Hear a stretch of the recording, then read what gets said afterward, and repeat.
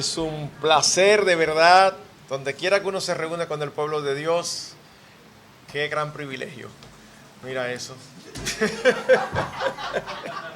Lo que pasa es que yo tengo un grupo de supervisores allá en mi iglesia. Ese ama aparece donde quiera. Ya me extrañaba. Pero es un placer, mis hermanos, esos lazos de amor que el Señor pone, que sin conocernos, siendo hermanos de sangre, porque es la sangre del Señor Jesucristo la que nos une.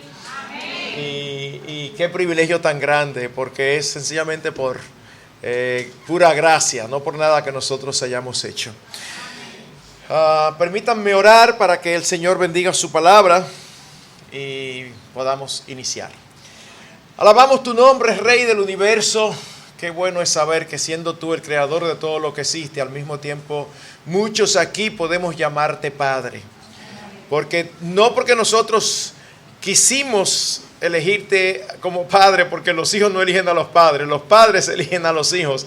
Y tú quisiste, Señor, llamarnos a salvación, a abrir nuestros ojos y permitirnos ver la hermosura de nuestro Salvador. Ayúdanos a ser agradecidos y ayúdanos a ser fieles ahora al acercarnos a tu palabra. Líbranos de querer ser originales. Ayúdanos más bien, Señor, a apegarnos a la ley y al testimonio. Somos llamados a ser portadores de tu palabra.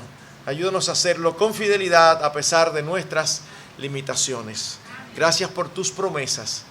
Habla a cada uno, niño, joven, adulto, soltero, casado, padre, esposo, esposa, abuelo. Tu palabra, Señor, es viva y eficaz.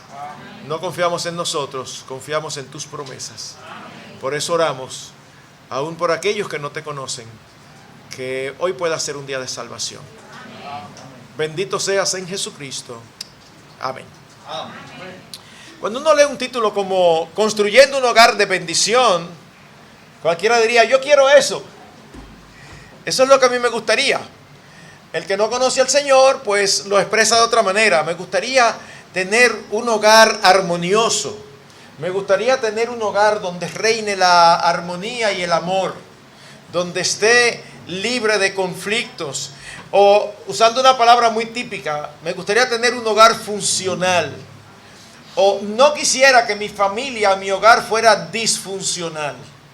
Algo tan y tan común, tristemente común. De hecho, yo estoy seguro que ninguno aquí escapa, ninguno sin conocerlos, a venir de familias disfuncionales o tener en su familia conocidos, tíos, primos, hermanos que tienen familias disfuncionales. El divorcio es una plaga. Problemas entre los padres y los hijos, problemas entre los hermanos, problemas entre los esposos.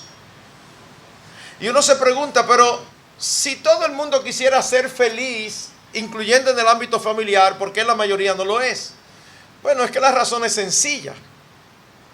La familia no es un invento del hombre. No es que con el paso de los años el hombre probando llegó a la idea de tener familia, de que un hombre y una mujer se casaran y tuvieran hijos. Eso es un diseño de Dios desde el principio. Amén. Y si es un diseño de Dios, para que funcione, tiene que funcionar de acuerdo a los parámetros de Dios. Aquí nosotros tenemos un aire acondicionado. El que lo instala, no lo instala como él quiera. Y a la hora de prenderlo y de funcionarlo, no es como nosotros se nos ocurra. Viene con un libreto de instrucciones que nosotros hacemos bien en seguirlo. ¿Por qué? Porque el que lo diseñó se supone que sabe más que nosotros, ¿verdad? Bueno, el que diseñó la familia fue Dios. Así que si nosotros queremos que funcione, tenemos que vivirla a la manera de Él, no a la manera de nosotros. Pero nos ha tocado vivir en una época donde de verdad en toda época el pecado del hombre ha sido un obstáculo para buenas familias. Pero vivimos en una época que parece haberse vuelto loca. Desde que yo estoy jovencito hay razones para uno decir el mundo está loco. Pero es que a los grados que nosotros estamos hoy, de verdad, es algo como que Y no tengo que dar muchos ejemplos, ustedes saben a lo que me refiero. O sea, usted fácilmente se topa con una revista de una de esas naciones desarrolladas, que no sé en qué consiste el desarrollo, de verdad, solamente en la parte económica, y usted ve que empiezan a relatar historias de familias poliamorosas. Y lo relatan como que eso es lo más normal del mundo. El esposo llega, óyeme, y se reúne con sus dos esposas en la casa. Y, ay, hombre, qué tierno, esas dos esposas se llevan tan bien entre ellas. Y uno oye la historia que uno dice, bueno, pero mira, después de todo no está tan mal. De verdad, no estamos volviendo locos. Y queremos inventar ese tipo de cosas, pero queremos que las cosas funcionen. Queremos que la familia funcione. Eso es imposible. Mis hermanos, pensemos en los matrimonios. En los Estados Unidos, y uno siempre da estadística de los Estados Unidos porque ellos son los que llevan estadística de todo. Nosotros los dominicanos no llevamos muchas estadísticas. Miren qué cosa más triste. Cuando usted compara las tasas de divorcio entre los inconversos y entre los cristianos, ¿qué uno espera? Que haya una diferencia grande, ¿verdad? Que el divorcio entre los inconversos sea lógico, pues lógico. Pero entre dos creyentes es mínima. La diferencia es mínima, es como de un 4% de diferencia. Eso, la única manera de que yo encuentro de describirlo es que es vergonzoso. ¿Y quiénes son los culpables? Nosotros los cristianos.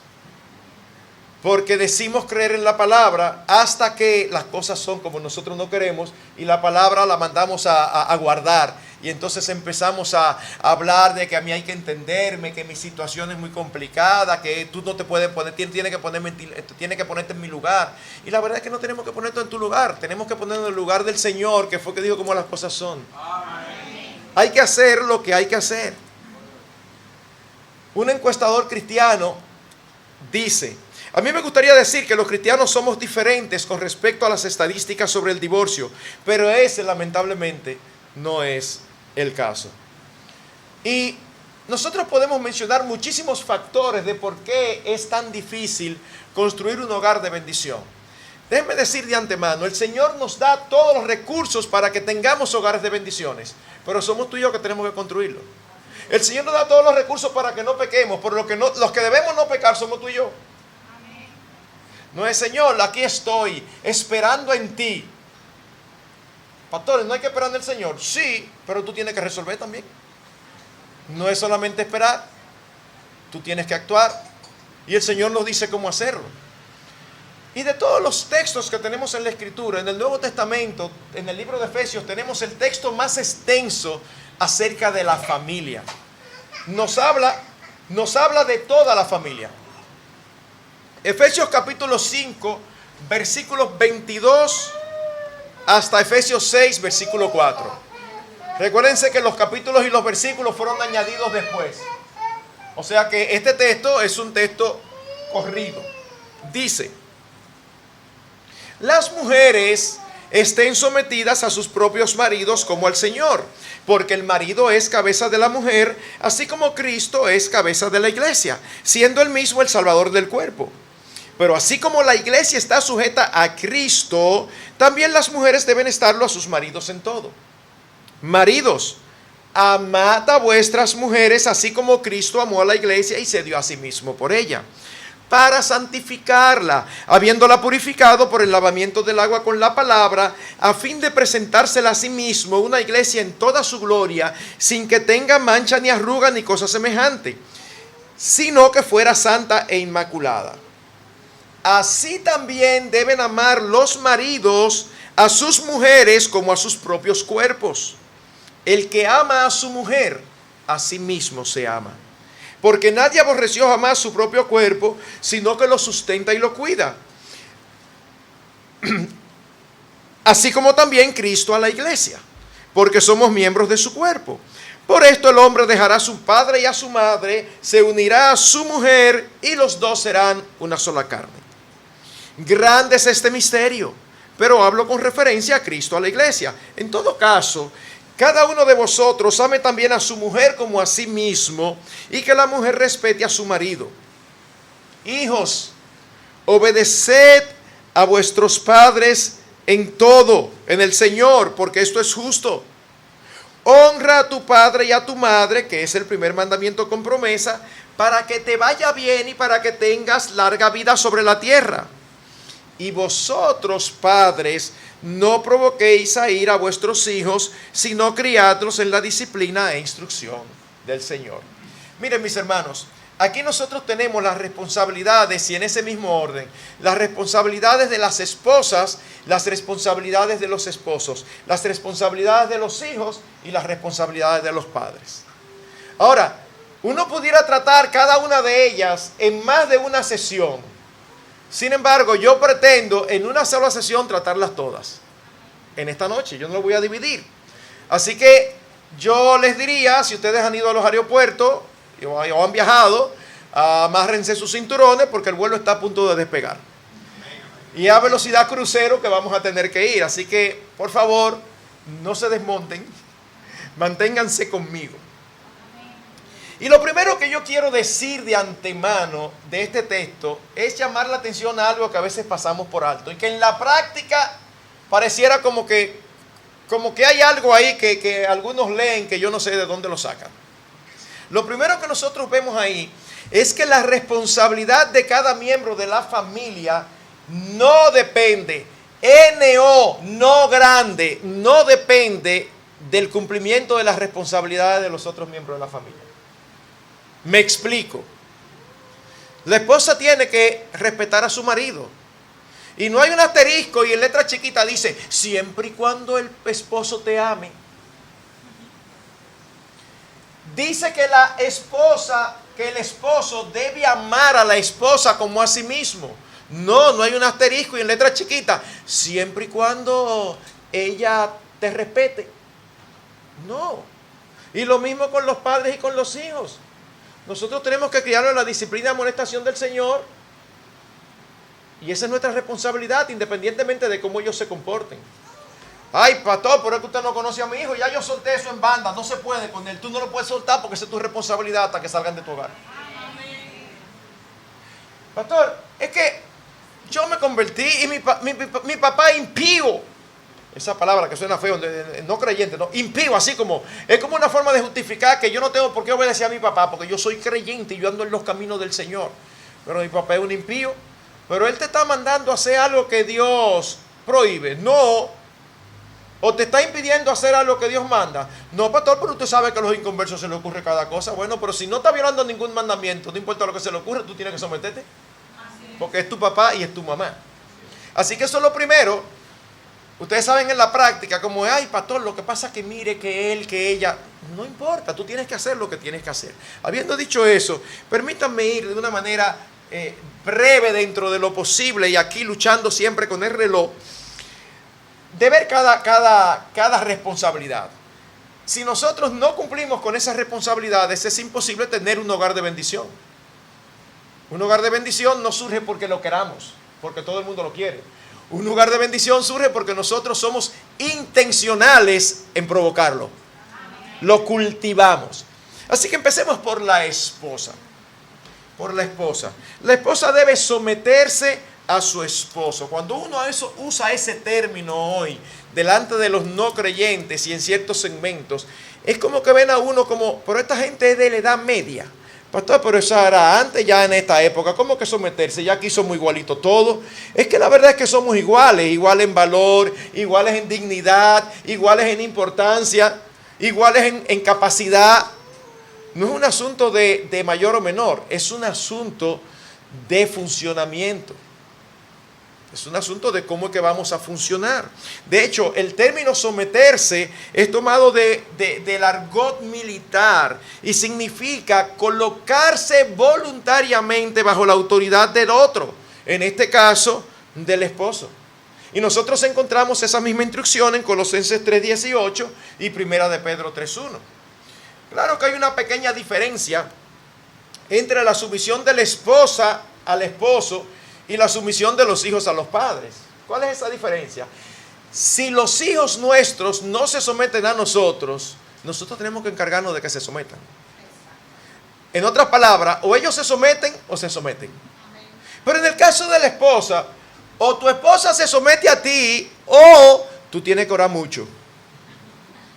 Porque en ningún lugar de la Escritura aparece que el esposo someta a la esposa. Es un término que indica una sumisión voluntaria.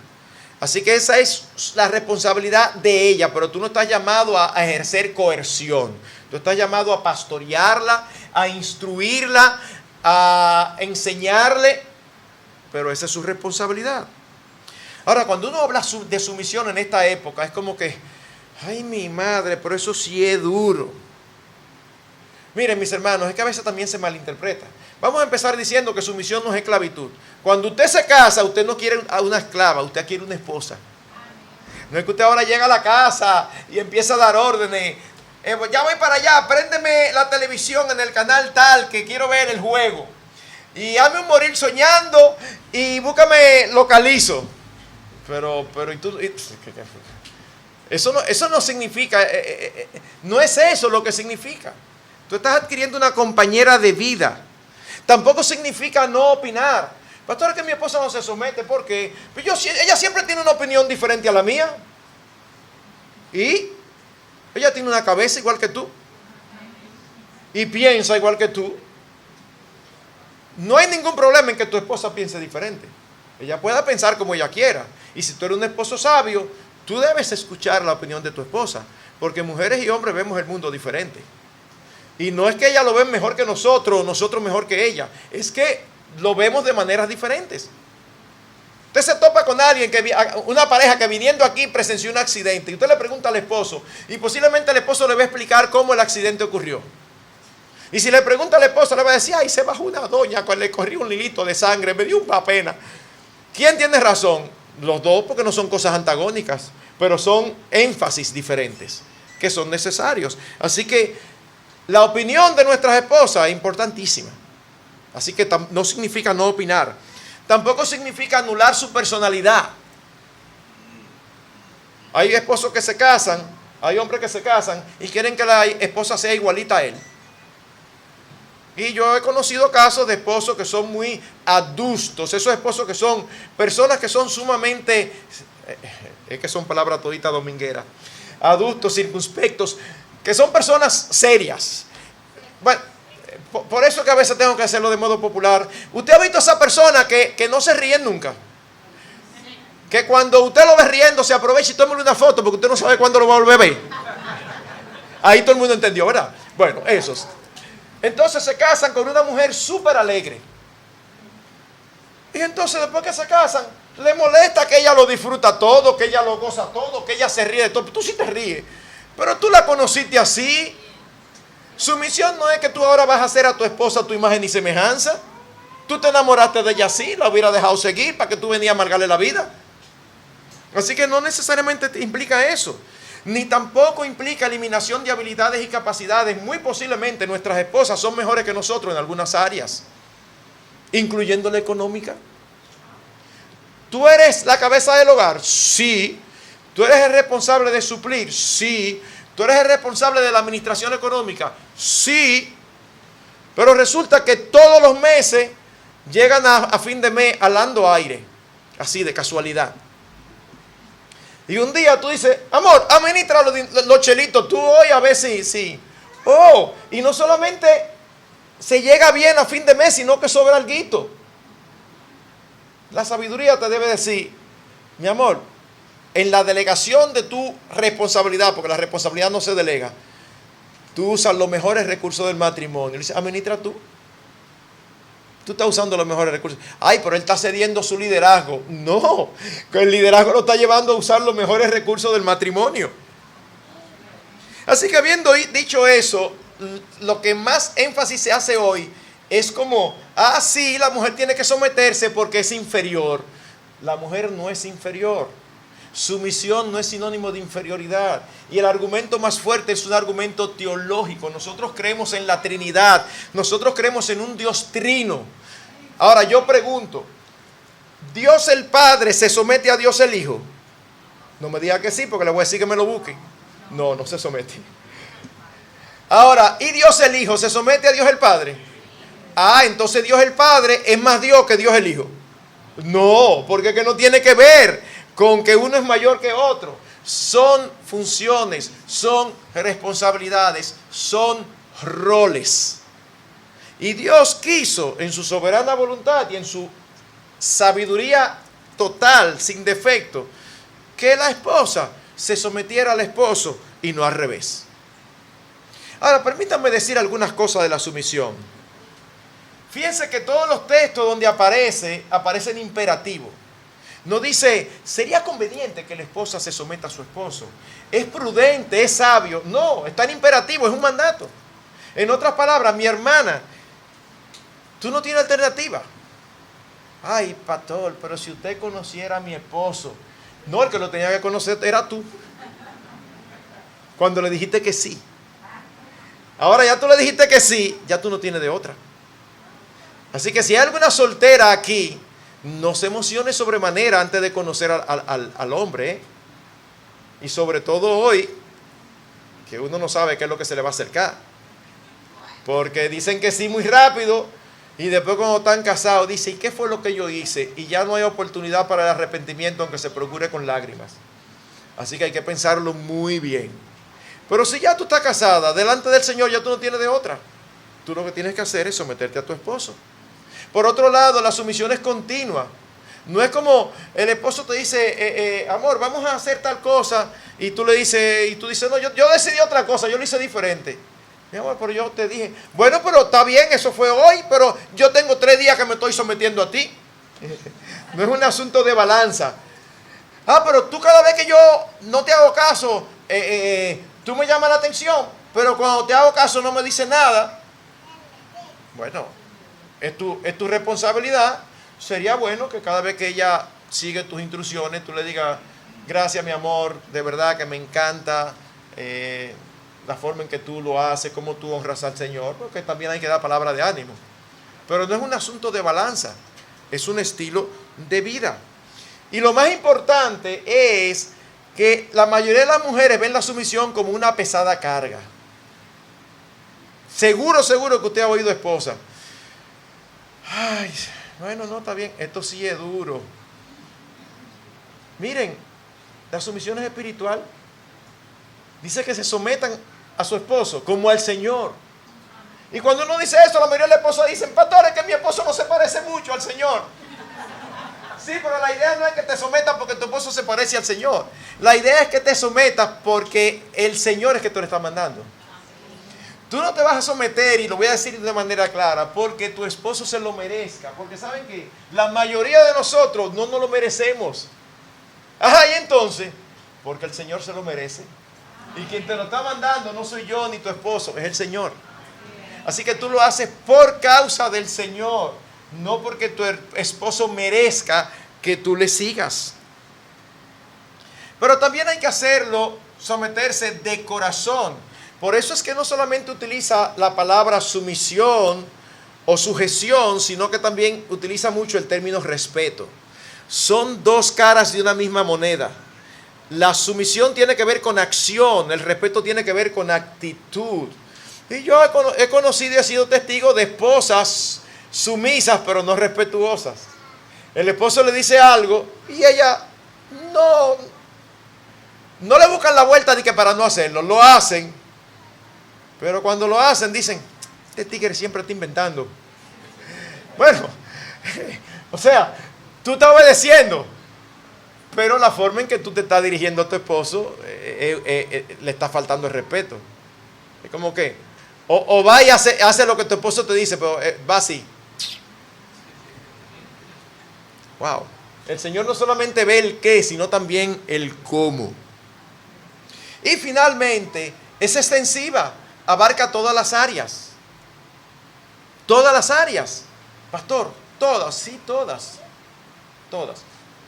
Ahora déjenme decirle algo que quizás debo decirle cuando hable de los esposos, pero lo voy a aprovechar ahora porque ahora que me estoy acordando y ahorita fácilmente que se me olvida.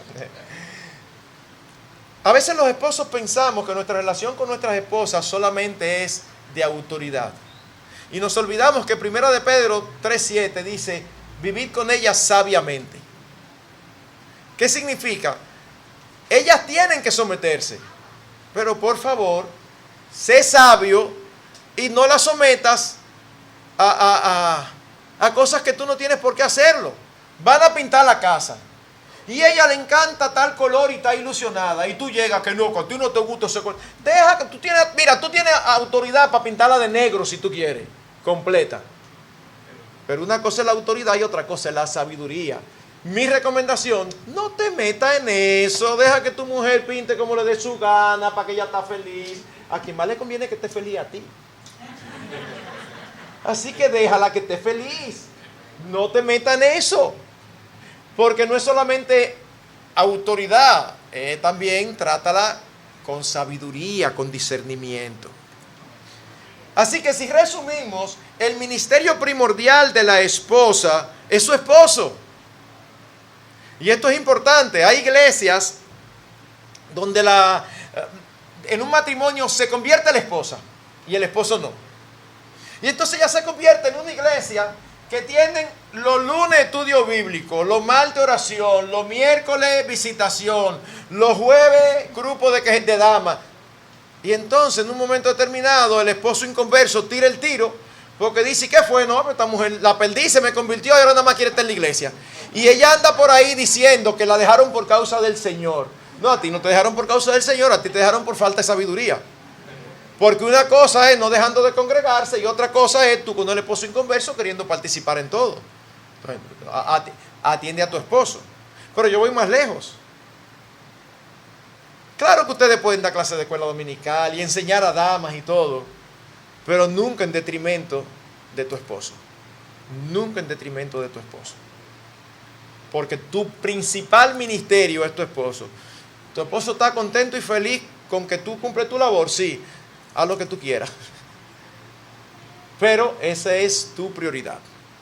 Bien, habiendo dicho eso, veamos ahora el papel del esposo. Cuando uno lo ve de una manera solamente así, usando las palabras que usa la Escritura, y no se entiende del todo, la mayoría, aún entre el pueblo de Dios, está convencido de que el rol que se le dio a la esposa es más difícil que el rol que se le da al esposo. Imagínense, la esposa tiene que someterse a su esposo y respetarlo. Y el esposo tiene que asumir el liderazgo en la relación y amar al esposo. Ay, pero va en coche. Pero qué fácil. ¿Cómo uno lo interpreta? Jefear. Y si se casó con ella fue porque la amaba. En otras palabras, es como que a nosotros no nos están pidiendo nada. Pero ¿saben qué? Cuando uno piensa así, eso es una muestra de que uno no está entendiendo todo lo que implica lo que se le pide de los esposos. Y si ustedes gozaron y disfrutaron cuando yo estaba hablando del rol de las esposas, entonces prepárense, porque ahora viene el rol de los esposos. Lo primero es que el esposo tiene que amar a la esposa. Tú ves que bien, ahí voy bien. Espérate un momentico, no te vayas tan rápido. No es con cualquier amor. No es con ese amor meloso y romántico que tiene su lugar, pero no es de ese que se está refiriendo. Es de ese amor profundo que se caracteriza porque está dispuesto al sacrificio por el bien del otro. Uy, ahí la cosa se va complicando. Y eso implica que el amor bíblico es más que un sentimiento. No es solamente ese amor que cuando tú la ves, ay, que mi esposa, no es mucho más que ahí. Porque hay ocasiones cuando hay discusiones y conflictos que tú ese no lo sientes. Y entonces, ámala con todo el corazón como debes de amarla. De hecho, cuando vamos a 1 Corintios 13 nos damos cuenta que el amor se describe con verbos, no con adjetivos. En otras palabras, si fuera un sentimiento se describiera con adjetivos. El amor es lindo, el amor es sentir maripositas en el estómago. No, dice, el amor no busca lo suyo, no se envanece, no hace nada indebido. Acción. El amor se muestra, claro que con palabras, pero se muestra con hechos, con acciones. Uno de los textos más famosos de la Escritura, Juan 3:16. De tal manera amó Dios al mundo que dijo, ¿cuánto os amo? No, que dio. Uy, ¿y a quién fue que dio? Algo de lo de él. No, a su hijo, a su unigénito. Ese es el amor verdadero, el que está dispuesto a dar. Así que, ¿cómo es que debemos amar a nuestras esposas según esto? Oh, como Cristo amó a la iglesia. A veces uno dice, pastor, es que mi esposa me lo hace muy difícil, porque qué agria es. Y qué falta de sumisión. Y pastor, mire, yo no sé, pero mi esposa, si yo la dejo, quiere estar manillándome todo el tiempo. No tiene que contestarme verbalmente, porque yo no quiero que nadie se meta en un lío. ¿Hay aquí alguien que tenga una esposa que no lo quiera manillar? Una pregunta retórica. Yo conozco casos, pero si soy honesto como pastor, conozco casos, pero muy escasos, de mujeres que mi esposa y yo decimos, sumisa, mira, fulana. Pero después, algunas muy fuertes, otras muy suavecitas, pero siempre quieren hacerla, dirigir a uno. Bueno, mis hermanos, vamos a suponer que tú te equivocaste y ahora tú te das cuenta que estás casado con la mujer rencillosa de Proverbios. Oigan lo que dice: mejor es vivir en un rincón del terrado que con mujer rencillosa en casa espaciosa. La Biblia que dice eso. ¿Cuál es la mujer rencillosa? Esa mujer que siempre está peleando. Usted ha visto a los hombres que salen del trabajo y empiezan a pensar si hay algo que hacer. ¿Por qué? Porque no quieren llegar a la casa. Pero cuando llegan a la casa no vienen, están entrando y ya la esposa tiene una razón para estar diciendo y peleando. Y dice, ¡ay, mi madre! Pastor, mire, usted ha dado en el clavo, la mía es así. Y entonces, pastor, ¿qué yo tengo que hacer? Amarla. Amarla. Bueno, yo la amo un poquito, pero que me lo pone muy difícil. No, un poquito no. Amarla de todo corazón. Déjeme hacerle una pregunta. ¿El Señor nos amó porque nosotros éramos dignos de ser amados? No. O sea, de hecho, dice lo contrario. Yo los escogí a ustedes porque eran lo peor. Lo dice el Antiguo Testamento cuando se refiere al pueblo de Israel. Lo dice el Nuevo Testamento en la primera epístola a los Corintios. Ustedes no eran muchos sabios ni muchos nobles. O sea que ninguno de nosotros se crea, líbrenos el Señor, de pensar que el Señor nos vio y dijo, Marco, no, pero yo no puedo dejar pasar esa ficha, esa tiene que ser de mi reino. Ese sí es bueno y me salvó. No es así, ¿eh? Mire ese pobre infeliz. Si yo no lo salvo, no tiene esperanza. Fue así. Sin embargo, si tú hubieras visto a tu esposa así cuando eras novio, ¿qué tú hubieras hecho? Un paso para atrás, déjala pasar, no te metes en eso. Ahora resulta que ya tú estás casado, ya tú no tienes ninguna otra alternativa que no sea tirar para adelante. ¿Y qué tú tienes que hacer? Amarla, eso es. Cristo amó a su iglesia y la amó sacrificialmente. Dice que se entregó a sí mismo por ella. Mis hermanos, nosotros no podemos amar a nuestras esposas con el mismo nivel de amor que Cristo amó a la iglesia, pero sí de la misma manera. No con el mismo nivel, porque no somos Él, pero sí de la misma manera. Ay, sí, pastor, yo la amo. Ok, vamos a aterrizarlo para ver si es verdad. Eso significa que su bienestar está por encima del nuestro. Eso significa que sus deseos, sus anhelos, sus sueños deben de estar por encima del nuestro. Se lo sigo poniendo todavía más práctico. A usted le encanta llegar a la casa y ponerse un polochel todo deshilachado, porque es el que le está cómodo. Pero a su esposa no le gusta y usted empieza a discutir que cómodo, que sé qué. Mi hermano, yo te voy a hacer una pregunta que yo me sonrío cuando la hago, porque nadie quiere contestarla, porque saben que las respuestas, si la contestan, suena muy feo. Pero al final saben que también es la verdad. ¿Para quién tú vistes? Suena muy feo decir para mí. Entonces, si no es para ti, ¿por qué tú discutes tanto? Si a tu esposa no le gusta una cosa, no te la pongas. Ah, pero este es el colmo, ahora tengo que estar haciendo lo que mi esposa quiera. No, porque ya nosotros hablamos de eso. Es que tú no lo haces porque ella te manda. Es que tú lo haces porque tú quieres agradarle. Mi amor, ¿y cuál es que te gusta? A fin de cuentas, estate tranquilo, que después que tú te lo pones, tú no te veas a menos que pase frente a un espejo. La que te está mirando es ella. Entonces, estate tranquilo. Estoy poniendo lo más sencillo. Imagínense otras cosas que son mucho más trascendentales. Eso significa estar atentos a sus necesidades para suplirlas. las necesidades espirituales. Nosotros debemos ser sus pastores. Pero ¿qué pasa normalmente? Una escena común que yo digo, ay, ay, ay. El pastor está predicando, dice, buscan en sus libros Habacuc 2:8. Y usted ve que las hermanas hacen así, ¡pa! ¡Frup! Habacuc.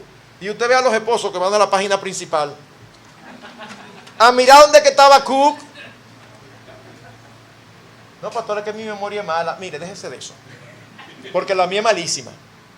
Y tengo testigos. Hermanos, ¿qué es lo que yo quiero decir con eso? Es solamente un ejemplito pequeño de cómo tan frecuentemente nuestras esposas tienen más conocimiento bíblico que nosotros. Y eso no debiera ser porque nosotros somos llamados a ser sus pastores. Así que nosotros tenemos que pastorearlas y procurar su bienestar espiritual, su bienestar material. Pastor, solteros. Las mujeres de aquí de la iglesia están como las mujeres del mundo. Ajá, mi hermano, ¿por qué? Si tú no tienes carro y casa, ni caso te hacen. Yo, ajá, serio, sí. Mira, si eso fuese verdad, olvídate, porque si eso es verdad, a la que tú estás mirando que piensa así, no vale la pena, déjala pasar. Pero ustedes saben qué pasa, que a veces no es verdad. ¿Por qué? Porque a veces me lo está diciendo alguien que apenas es bachiller, que lo que tiene es un trabajito, y entonces él está pretendiendo a una hermanita de la iglesia que hizo maestría y doctorado y tiene un trabajo que gana así. Entonces ahí uno se pone espiritual, ¿verdad? Sobre todo él. En el Señor no hay diferencias sociales. Yo no estoy diciendo que hay diferencias sociales. Yo lo que estoy diciendo es que tú tienes que ofrecerle a esa mujer para darle estabilidad económica. Cuando hay muchísimos matrimonios donde la carga económica mayor la tiene la mujer. Entonces ahí tú quieres ser cabeza, pero no quiere bajar el lomo. Pastor, y si ella consiguió un mejor trabajo que yo, y cuando los hijos vengan, coge otro. Ay, pastor, pero es que es muy duro. Bueno, es muy duro, pero el que tiene que bajar el lomo somos tú y yo, no ellas. Ven que no es tan fácil decir, ámala. No, eso tiene implicaciones. Ahora, tú sabes otra cosa, cuando tú amas a tu esposa así, déjame yo preguntarte, ¿tú crees que hay mujeres que les va a ser difícil someterse a un esposo así? Ellas tienen que hacerlo como quiera, tienen que hacerlo como quiera. Pero cuando tú eres el esposo, según el diseño de Dios, tú se lo pones facilito a tu esposa.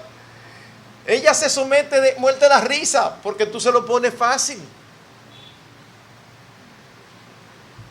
Por otro lado, el rol de nuestras esposas implica liderazgo nuestro sobre ellas. Nosotros debemos guiarlas. Nosotros debemos dedicar tiempo para estar con ellas. Tú llegas a la casa y llegas o a seguir trabajando o a jugar con aparatos electrónicos. Ustedes no se imaginan la cantidad de matrimonios, hombre viejo ya, y las esposas quejándose que él le encanta. Entonces le explica, no, pero que espérate, para que tú entiendas que es un juego que jugamos entre varios. Y entonces, mi hermano, usted tiene 35 años, 30 años, usted ya se casó, deje eso, atienda a su esposa en todas las maneras posibles. Usted tiene una esposa. No hay tiempo para eso, posiblemente. Pero es que así es que yo me disipo. Disípense juntos, váyanse a pasear, váyanse a comer un helado, a dar una vuelta.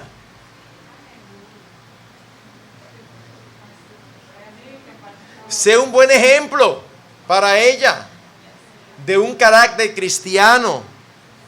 Toma buenas decisiones. Escucha su sugerencia. No tienes que hacerla, pero tienes que considerarla seriamente. ¿Ustedes saben cuál es la raíz de todos los problemas matrimoniales? Uno puede mencionar muchísimas cosas, pero hay una sola palabra que uno no puede decir. El egoísmo. El egoísmo. Ustedes saben cuál es el problema, y yo como un consejero que veo continuamente matrimonios, todos los problemas de matrimonio vienen porque cada cual dice, es que yo quiero, yo pienso, yo deseo, a mí me gusta, a mí no me gusta. O sea, todo gira alrededor de nosotros. Mis hermanos, cuando uno se casa para vivir para el otro. El problema es que nos casamos soñando con ser felices. Y eso tiene algo de malo, no necesariamente. Pero tú no tienes control de lo que el otro haga. Y si el otro no se comporta como tú esperabas, tu felicidad se fue. Pero si yo me caso soñando con hacer feliz al otro, nadie me puede impedir eso. Porque eso está bajo mi control total. Yo me caso soñando con hacerte feliz. Yo voy a hacer todo lo que yo sé que te hace feliz. Imagínense que se junten dos gente así. Es un señor matrimonio que da gloria a Dios porque cumple el diseño para el que fue creado. Ninguno busque su propio bien sino el del otro, dice 1 Corintios 10:24.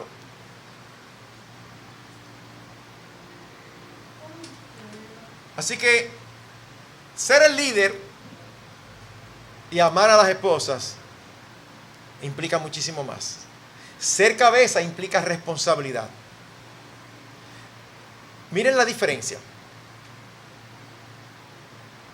La esposa es responsable ante Dios por su pecado, pero no es responsable por su esposo. Ni es responsable del matrimonio, es responsable de ella. Nosotros como cabeza somos responsables ante Dios por nuestro pecado y por nuestro matrimonio. Mira, cuando un matrimonio entra por la puerta de mi oficina, ellos no han abierto la boca todavía y ya yo asumo que el principal responsable del problema que ni siquiera ha oído es el hombre. Ay, pastor, pero qué injusto. No, hay casos donde la verdad es que hay casos donde la mujer, tú dices, uy, qué duro. Hay casos. Pero si ustedes me preguntan a mí, de 10 casos que yo veo, 7 el principal responsable es el esposo. 2 quizás están ahí mitad y mitad. Y 1, la mujer es insoportable. Por eso es menos común. Eso es menos común. Y al final, ¿ustedes recuerdan cuando Adán y Eva pecaron? A mí me encanta esa escena donde Dios aparece en el huerto. Ambos comieron, ambos se dieron cuenta que estaban desnudos, ambos se escondieron, ambos hicieron delantales. Y cuando el Señor aparece, el Señor nos dice, ¿dónde están ustedes? Eso, busca su Biblia. Es así que dice, ¿dónde están ustedes? El Señor dice, Adán, ¿dónde tú estás? Y de verdad yo no puedo evitar imaginarme a Adán saliendo de atrás de un árbol. Aquí, Señor. Y Dios empieza a hablar con él. Yo no te dije a ti. Y yo me imagino a Adán haciéndole seña a Eva. Ven, sal, que aquí estamos metidos nosotros todos en el libro. Dios ignoró en un sentido a Eva. ¿Por qué? Porque aunque fueron los dos que pecaron, quien debió impedirlo, porque era la cabeza del hogar, era Adán. Él fue que dijo, amor, no le ponga la mano a eso. No, yo sé que se ve muy lindo, pero el Señor dijo que no y no vamos a comer de eso. No tuviéramos todos los problemas que tú y yo tenemos con el pecado. Pero a quien Dios responsabilizó fue Adán. Entonces Eva salió ilesa. No, a ella se le dio un castigo también. Va a dar a luz con dolor. O sea, ella era responsable, pero ella era responsable de su accionar. Adán era responsable del suyo y del de ella. ¿Ven que no es tan fácil? Entonces, ser cabeza, ser líder, implica ser responsable del hogar. Habiendo dicho eso, permítame seguir y hablar un poquito acerca de los hijos. ¿Cuál es el rol, el papel de los hijos? Los hijos deben obedecer y honrar a sus padres. Aquí no todos somos esposos, no todos son esposas, pero aquí todos somos hijos sin excepción. Y una vez más, obedecer significa escuchar desde abajo, responder de manera positiva a lo que se escucha. Y debe de hacerse con respeto. Ahora, en los 10 mandamientos, ¿cómo está expresado? Honra a tu padre y a tu madre. Está implícita la obediencia. Todo hijo debe honrar de por vida a sus padres, pero no tiene que obedecerlos de por vida. Cuando usted sale de la casa paterna, usted sale de la jurisdicción de sus padres. Usted se independiza. Tiene siempre que honrarlo y es sabio hacer caso de sus consejos. Pero ya no tiene que obedecer a su padre. Y eso es importantísimo. Porque hay matrimonios que se casan y no cortan el cordón umbilical. Hay matrimonios que se casan y la esposa pasa más trabajo porque el hombrón que tiene al lado tiene mamitis. No, pastor, no es eso. Lo que pasa es que yo honro a mi mamá. Tú puedes honrar a tu mamá, pero tan pronto te casaste, inmediatamente en tu vida, si quieres seguir el diseño de Dios, está primero tu esposa. Yo sé que culturalmente no es así, pero nosotros no estamos llamados a vivir conforme a la cultura, nosotros estamos llamados a vivir conforme a la palabra de Dios.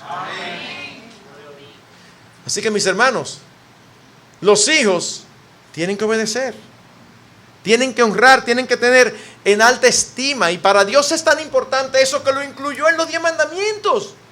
Usted sabe la cantidad de mandatos que hay a lo largo de toda la Escritura.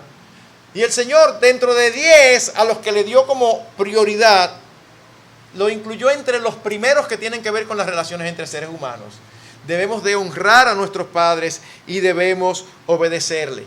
Nosotros somos la autoridad que Dios ha puesto sobre los hijos, y rebelarse contra esa autoridad es rebelarse contra Dios mismo.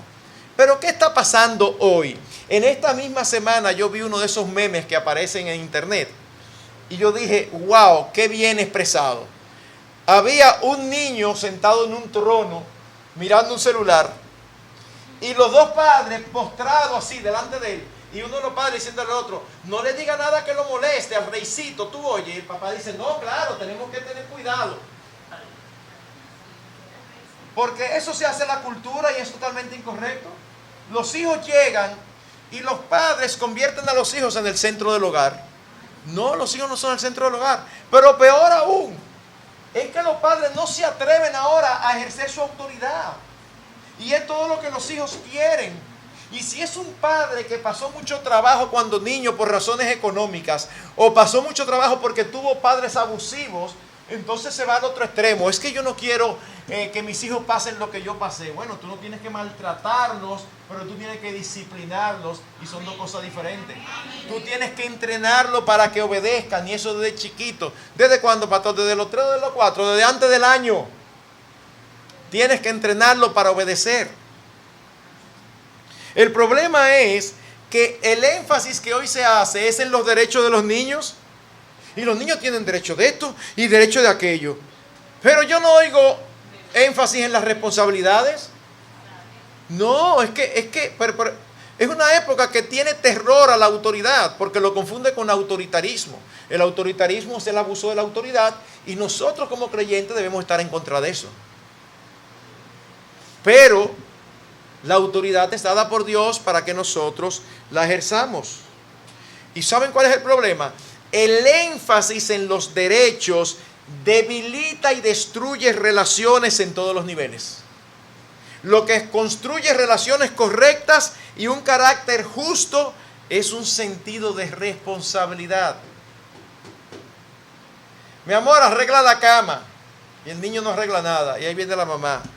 Oye, este muchacho. No la arregles, venga a arreglarla. Esa es su responsabilidad. Y tienes que supervisar para que cumplan y obedezcan. Pastor, es que mi hijo es hiperactivo. No, ahora todos los padres creen que sus hijos son hiperactivos. No son hiperactivos nada. Un niño como cualquier otro que tiene muchísima energía. Si te salió uno, que a veces hay algunos que salen que viene ese modelo, ¿verdad? Que son muy tranquilitos. Bueno, da gracias al Señor. Porque ese no es el modelo más común. Ese es deluxe. Ese es edición especial. Los que brincan, saltan y no se están quietos, esos son los estándar, los normales. Tienes que entrenarlo para que te obedezcan. Es por eso que vemos el libro de Proverbios lleno de exhortaciones a los hijos para que escuchen las instrucciones de los padres. Su responsabilidad es obedecer y honrar. La gran pregunta es, ¿cómo lo aprenden? Porque si usted tiene hijos, yo no tengo que explicarle, usted lo sabe mejor que yo, que ellos no vienen con el chip de la obediencia incluido. No, ese chip, ninguno, por bueno que sean, ni siquiera las ediciones especiales vienen con el chip de la obediencia incluido. Ellos vienen con esa inclinación a hacer su voluntad por encima de todo. Tú y yo crecemos y no es que dejamos eso, es que aprendemos a disimularlo. Pero al final tú y yo queremos siempre que sea nuestra voluntad la que se haga. Los niños nosotros lo vemos desde pequeños. Las palabras principales que ellos se aprenden son mío. O sea, todo es ellos. Ellos desde pequeños no saben hablar y ya ellos se creen que ellos son el centro del universo. Y el argumento más importante para ellos es que ellos quieren algo. No, mi amor, y tú te pones a explicarle por qué no es posible esto, y él está así mirándote, y tú tienes la ilusión que él te está entendiendo, y cuando tú terminas, ¿tú me entiendes, mi amor? Y dice, sí, pero yo qué lo... O sea, yo dije que sí, de que te entendió, pero él sigue queriendo lo que él quiere. No te entendió nada, él no le habla, él lo que quiere es que se haga lo que él quiere. Bueno, tú y yo que tenemos que entrenarlo para que aprendan que la vida no consiste en lo que nosotros queremos. Todos aquí, todos los días se levantan con ánimo de trabajar. Somos todos iguales. Y entonces, ¿qué usted hace el día que no tiene ganas? No va. Hay que ir, porque si no lo votan. O sea, la vida no consiste en hacer todo lo que nosotros queramos. Esa no es la vida real. Y finalmente, el papel de los padres en la familia. Repito, Dios nos ha dado autoridad y espera que nosotros la usemos para el bien de nuestros hijos, de la sociedad, de la iglesia y hasta para el bien de nosotros mismos. El muchacho consentido avergüenza a sus padres. El hijo obediente es alegría de sus padres. Cuando uno tiene un niño obediente, después se convierte en un adolescente obediente y luego se convierte en un joven obediente. Y wow, qué deleite. Pero cuando usted no hace el trabajo que tiene que hacer, se convierte el niño en un niño desobediente, luego en un adolescente rebelde y luego en un joven insoportable. Y entonces los padres creen que la culpa es del muchacho, cuando la culpa es de los padres, que lo permitieron. Nuestra responsabilidad está claramente establecida. Criarlos en la disciplina y amonestación del Señor. La disciplina tiene que ver con lo que nosotros hacemos con ellos. La amonestación tiene que ver con lo que nosotros le hablamos. Ese dúo, disciplina y amonestación del Señor, equivale a la frase vara y corrección en el Antiguo Testamento. La vara y la corrección dan sabiduría, mas el muchacho consentido avergonzará a su madre. Tenemos que hablarle a nuestros hijos y cuando ellos no hacen lo que tienen que hacer, no obedecen, entonces nosotros tenemos que corregirlos y disciplinarlos. Eso es algo que tenemos que hacer continuamente. En Colosenses 3:21 tenemos el equilibrio. Dice, padres, no exasperéis a vuestros hijos para que no se desalienten. El hecho de que tengamos autoridad y que debemos ejercerla no significa que queramos reglamentar todo en la casa. Nuestra casa debe ser un hogar deleitoso, no un cuartel militar. Entonces, hay padres que cuando los niños nacen, recogen todos los adornos. No haga eso, porque ellos tienen que aprender que hay cosas que no se pueden tocar. Pero el otro extremo es que no solamente no recogen, sino que son este tipo de mujeres que quieren tener la casa de punta en blanco, y eso no tiene nada de malo, pero nacen los niños y la casa está llena de florero y de adorno, que el pobre muchachito es como si estuviera caminando en un terreno minado. Tiene que caminar así porque con todo es... Entonces, no, o sea, tampoco, no se lo ponga tan difícil. Déjalo que pueda corretear, que pueda... Y déjale unos cuantos, ¿para qué? Para tú instruirlos. Chiquitico, que todavía ni habla ni nada. Va y le pone la mano a algo, tú le dices no, y le quitas la mano. Él vuelve, tú le quitas la mano. No. La primera vez que tú haces eso, pestaña y a veces hasta se ahoga. Y tú dices, se me afició el muchacho. No se afició nada. Es como la impresión. ¡Uy! Tú te quedas ahí tranquilito y dices, mi amor, no. Tú no estás entrenando a que entienda lo que es no. Algunos se van, pero otros otra vez. Y entonces, ¿qué usted hace? No, lo suelta porque eso no se puede. No, usted sigue hasta que aprenda que no es no. Y usted sabe que usted no lo está haciendo, eso no es un abuso, usted lo está haciendo para el bien de su alma. Usted lo está haciendo para que aprenda a obedecer, porque esa es su responsabilidad delante de Dios. Por otro lado, una vez más, es el padre que debe tomar el liderazgo. ¿Qué significa esto? Que es el responsable aún de los hijos. Hay padres que dicen, yo trabajo y traigo el dinero, pero tú te encargas de los hijos. Bueno, una cosa es que la esposa pase más tiempo, eso es una cosa, y eso no hay problema. Pero otra muy diferente es que nosotros dejemos la crianza de los hijos a las esposas y nosotros no hagamos nada. No, nosotros somos los responsables, por lo tanto debemos trazar las pautas, debemos decir qué hacer y qué no hacer. Pastor, es que mi esposa sabe más que yo de crianza. Bueno, eso es muy típico, escúchala. Eso no tiene ningún problema que sepa más que tú, pero al final tú eres que tiene que decir cómo van a ser las cosas en el hogar, porque eso es parte de tu liderazgo, eso es parte de la responsabilidad. En nuestra cultura muchos padres piensan que su responsabilidad se limita a las 3 P: proveer, procrear y proteger. Y si usted se topa con un papá inconverso que hace esas 3 cosas, protege, provee y procrea, la gente lo tiene como un hombre ejemplar. Pues mira, la Biblia no lo tiene como un hombre ejemplar, porque hay muchísimas otras cosas más que hay que hacer para ser un buen líder y un buen cabeza de hogar. Moldear el carácter de nuestros hijos, ¿qué es lo que tenemos que hacer? Requiere tiempo. Y eso implica dejar muchas otras cosas. Es más, déjenme decir esto. Aún seas tú un hombre, puede ser que cuando tus hijos están pequeñitos, eso implique que tú te involucres en menos ministerios en la iglesia. Pastor, pero es sirviendo al Señor que estoy. Es que tu principal ovejita son tu esposa y tus hijos. ¿De qué te vale tú bendecir a todos los hermanos con tu predicación y tus hijos andan de su cuenta? No te sirve de nada. Esas son tus principales ovejitas.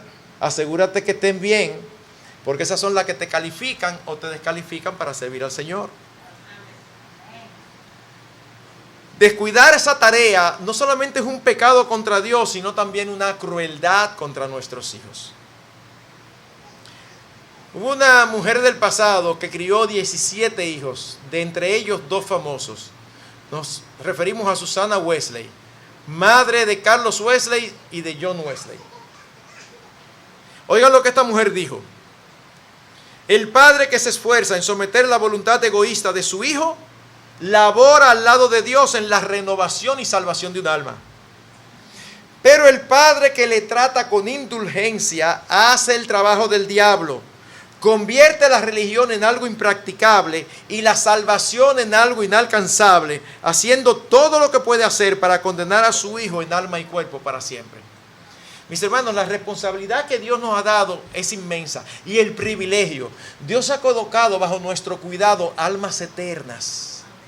Y tú y yo podemos ser instrumentos en las manos del Señor para su salvación. Enseñándoles a Cristo, modelándoles a Cristo, ejemplificando a Cristo, predicándoles a Cristo. Que ellos se conviertan o no, esa es su responsabilidad. Nuestro ejemplo es determinante. No es solamente decir a nuestros hijos qué hacer, es decirle y hacerlo para que ellos nos vean. Eso no fue lo que hizo el Señor con sus apóstoles. Él andaba con ellos, los enseñaba y ellos veían al Señor haciendo lo que Él les enseñaba. Esa es la manera. Miren, mis hermanos, para todo hijo es más fácil seguir nuestro ejemplo que nuestras instrucciones. Así que tú impactas más a tus hijos con lo que tú haces que con lo que tú le dices. Y tú siempre estás enseñando, aunque no te des cuenta, siempre. Cuando tú tomas decisiones, la forma en que tú reaccionas a los problemas, cómo tú te vistes, todo enseña e influencia a nuestros hijos. Aunque no seamos conscientes, no tenemos que decir, mi hijo, te voy a enseñar tal cosa. Es que nuestras vidas modelan un estilo de vida. Y no debemos decirle a nuestros hijos, haz lo que yo digo, no lo que yo hago. No, eso es terrible. Finalmente, es evidente en el texto que hay un orden de prioridades en la familia. Es evidente en el texto. 5:22 a 6:4. El esposo, la esposa y luego los hijos. ¿Qué significa eso? ningún padre debe apoyar abiertamente a un hijo en detrimento de su cónyuge. Y eso es muy latino. Mira, te voy a dejar ver media hora más de televisión, pero no se lo diga a tu papá, que tú sabes que él es muy estricto. Eso es una barbaridad. Eso es una barbaridad. Tú estás desautorizando a tu esposo. El equipo no son tú y tus hijos, el equipo son tú y tu esposo. El equipo no son tú y tus hijos, el equipo son tú y tu esposa. Y ustedes tienen que ponerse de acuerdo. Cuando mis hijas iban creciendo, los permisos los dábamos siempre. Ellos iban donde la mamá y la mamá le decía, déjame hablar con tu papá. Iban donde mí, yo le decía, déjame hablar con tu mamá. ¿Y ustedes no pueden dar los permisos solos? No. Porque ¿saben qué? Los hijos generalmente saben más de lo que uno cree. Y ellos saben qué permiso pedirle a quién. Ellos saben qué permiso papá lo da más fácil y qué permiso mamá lo da más fácil. Pero tenemos que ponernos de acuerdo. Porque a veces uno de los dos no ve ciertas implicaciones de dar el permiso y está inclinado a darlo. Y cuando hablan y el otro dice, yo prefiero que no, pero ¿por qué? Y le explica, dice, uy, sí, mira, no había visto eso.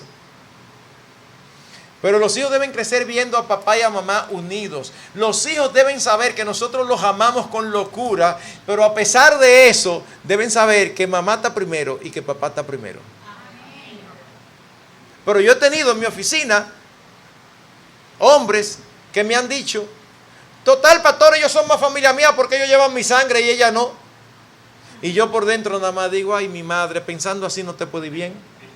No te puede ir bien. Porque, terminando como empecé, no nos puede ir bien haciendo las cosas a nuestra manera, ni conforme a nuestra cultura nacional, nuestra cultura familiar. No, la única manera de irnos bien es haciéndolo a la manera de Dios. La labor que tenemos por delante es importante, vital, y no podemos realizarla en nuestras propias fuerzas. Solo Dios puede cambiar el corazón de nuestros hijos, por lo que debemos de orar intensa y continuamente por ellos, que el Señor los salve, y vivir de modo que no tengamos que decir en aquel día como un padre, que luego que sus hijos eran mayores, él tenía tristeza porque él miró hacia atrás y se dio cuenta que había cosas que él no había hecho. Oigan este testimonio. Dice él, todos en mi familia son mayores y ya los hijos se han ido. Pero si tuviera que hacer todas las cosas de nuevo, esto es lo que haría. Dice él, ya después que ya. Dice, amaría más a mi esposa frente a mis hijos. ¿Sus hijos lo ven a ustedes abrazando y besando a su esposa? No me exagere, que a veces uno para rehuir la pregunta lo exagera. Yo no estoy hablando que si lo ven en intimidad, no, yo no estoy hablando de eso. Yo estoy hablando de lo normal. Que un hijo llega y lo ve que usted le está dando un abrazo y un beso a su esposa porque usted la ama. O eso es algo rarísimo en su hogar. Si lo es, yo creo que hoy es un buen día para empezar a que sea diferente. Dice él, amaría más a mi esposa frente a mis hijos. Me reiría más con mis hijos, tanto de nuestros errores como por nuestras alegrías. Escucharía más, incluso al más pequeño de todos. Sería más honesto acerca de mis propias debilidades. Hay padres que solamente le cuentan a los hijos sus victorias y las cosas que lograron. No, cuéntale tu metida de pata también, que tú y yo lo hemos metido. Cuéntale, que yo no conozco un solo hijo que no le interese escuchar esas historias, sobre todo cuando son de errores nuestros. ¿Y por qué tú no se lo cuentas? Cuéntaselo. ¿Tú sabes en qué va a ayudar? Que tu hijo va a decir, ah, pero papá también metió la pata, él me entiende. Pero hay padres que se pintan ante los hijos tan perfecto, tan sublime, que el día que el hijo tiene una tentación con algo de la carne, no se lo quiere decir al papá ni a la mamá, pues ellos no me van a entender porque ellos viven allá al lado del Señor. Ellos están en el trono del Señor. La primera vez que el niño, ya adolescentico, ve a una mujer mal vestida y él siente que le llama la atención mirarla, oye, ¿qué fue? Óyeme.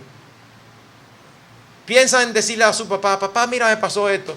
Pero si su papá está allá arriba, papá va a decir que impío soy yo. Pues él va a pensar, papá no sabe lo que es eso, a él nunca le ha pasado.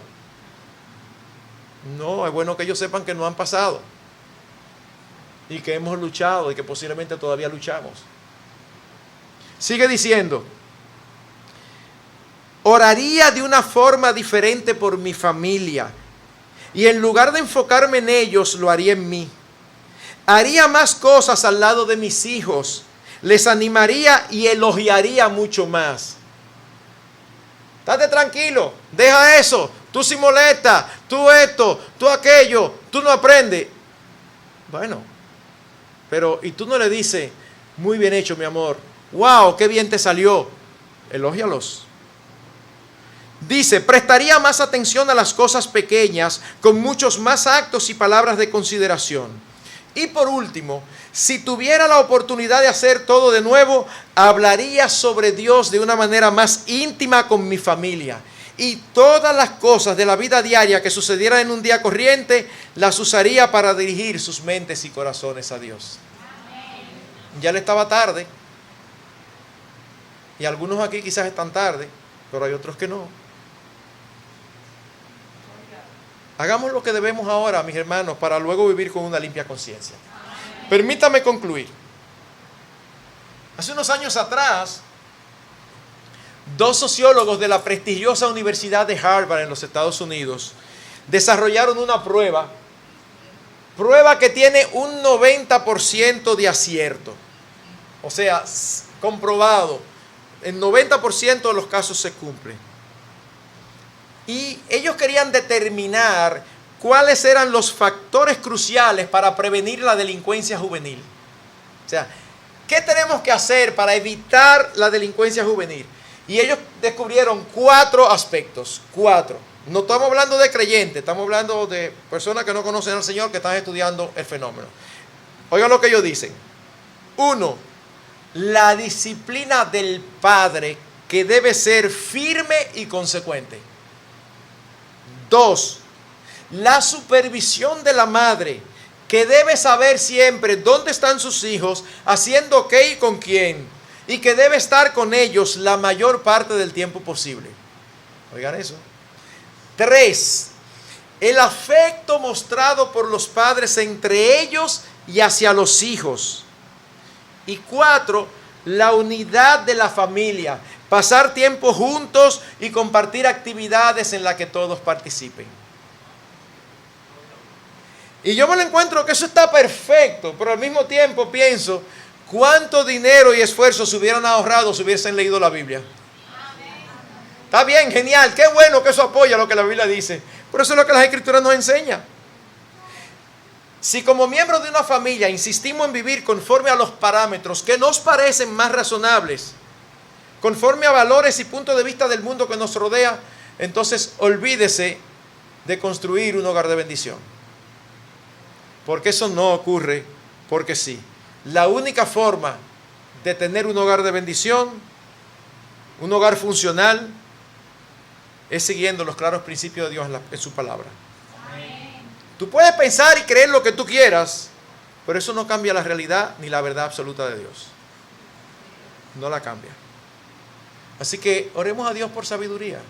Amén. A todos nos falta, pero Él es la fuente y lo tenemos a Él en nuestras vidas si somos cristianos. Amén. También recordemos el perdón de Dios. Puede ser que nos encontramos aquí y decimos, wow, pero cuántas veces yo he metido la pata, yo sí lo he hecho mal. Dios es el Dios de toda esperanza, siempre hay oportunidad para el arrepentimiento. Así que pide perdón y empieza a hacer las obras adecuadas. Y recordemos la gracia de Dios que nos capacita. A veces lo vemos, wow, Señor, pero yo no puedo. No es que yo no puedo, ni tú tampoco.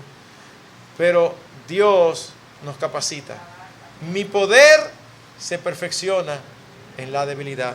Y mis hermanos, si eso es difícil para nosotros como creyentes, imagínense para alguien que no conoce al Señor. Tú puedes estar aquí y nunca haberte arrepentido de tus pecados, nunca haber pedido a Cristo que venga y te salve. Y tú quieres tener una familia armoniosa, de bendición. Es prácticamente imposible. Porque primero tienes que entregar tu vida al Señor para que te rescate, te dé una nueva naturaleza que sea capaz de obedecerle. Y luego entonces tú puedas dar de gracia lo que de gracia tú has recibido. Amén. Así que el Señor bendiga su palabra sobre la vida de cada uno de nosotros. Amén. Permítanme orar. Señor, ¿qué sería de nosotros si no te conociéramos? ¿Qué sería de nosotros si no tuviéramos tu palabra? Pero tú te diste a conocer y nos maravillamos de quien tú eres. Gracias por enseñarnos también quiénes somos. Pecadores incapacitados de hacer lo bueno, necesitados de un Salvador. Y tú proviste a un hermoso Salvador en tu Hijo Jesucristo. Gracias, Padre. Gracias. Gracias por lo que te conocemos y oramos, Señor, por los que no te conocen. Ten misericordia de ellos y derrama sobre ellos fe y arrepentimiento para la gloria de tu nombre. Oramos agradecidos y admirados de tu persona. Oramos en el nombre de Jesucristo. Amén.